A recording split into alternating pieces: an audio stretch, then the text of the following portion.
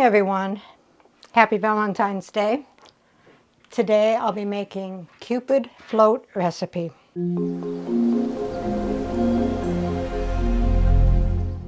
What all goes into the Cupid Float Recipe?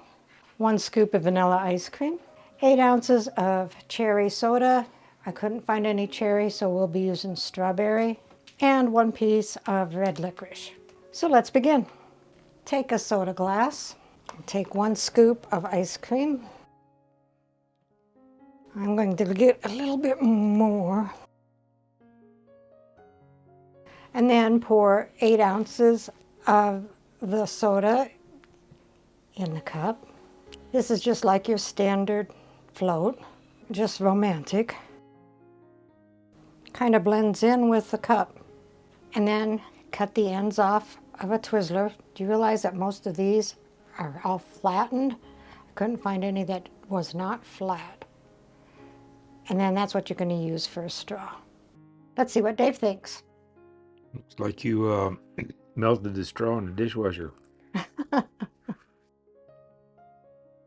That is a Cupid float for Valentine's Day. Well, the straw is dead. Well, maybe you can kind of try to open up the hole.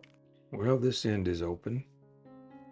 Aha! I gotta bite my straw. I don't think that worked. Nope. Well, at least it looked pretty. Yeah. Well, I'm halfway down and it's still not open.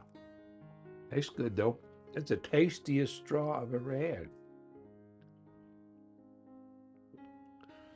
Oh, that's pretty good. What is that? That is vanilla ice cream and strawberry soda.